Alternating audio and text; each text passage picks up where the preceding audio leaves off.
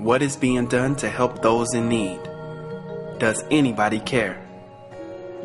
Meet Sean Canoni, founder of the charity of Sean Anthony Canoni, or COSAC. Let me explain it this way. Homeless encompasses a lot of issues. People who have HIV, domestic violence, drug addiction, credit problems, family problems, sexual addiction. These are all things that cause homelessness. Canoni has been helping the homeless for over 15 years. During our visit to the COSAC Foundation, we witnessed firsthand why a place like this is so desperately needed. So why is the amount of these types of organizations so limited? People are scared. They want to help the homeless, but they don't want a homeless shelter in their community. We call that NIMBY, not in my backyard. It's basically me, like the people in the neighborhood here. They want to help homeless people, they want to help mentally ill people, but they don't want it close to their house because they're afraid of what's going to happen. They see someone who may be mentally ill talking to a palm tree on Federal Highway out front, and it scares them. So I think because of the stereotype of homeless people, we don't have more of these places.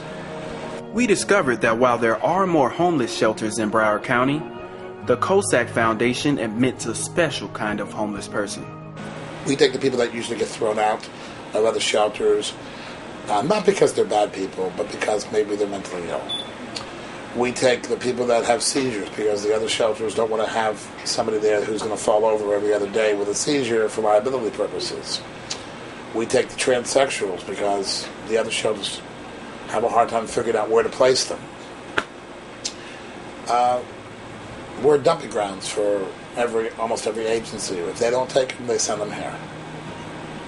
Some say that the situation is actually getting better. Canoni disagrees. The numbers are bullshit. We know by the amount of people trying to get in here. So, and sometimes communities who get funding from the federal government on homeless cases, and they bring in $20 or $30 million to a county, they manipulate figures to get the money into the county by saying their programs are working. Broward County is famous for manipulated numbers.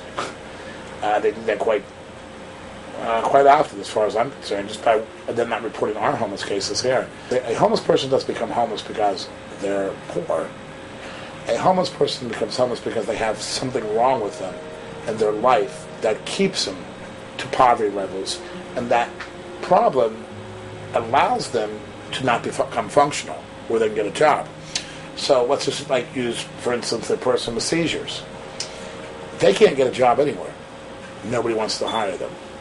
So how does a person like that function? They don't. They become homeless and have seizures on the street. Sometimes it's hard to look at you, to see all the things we're going through. Maybe it's time. So remember, a person without a home is not a person without a voice.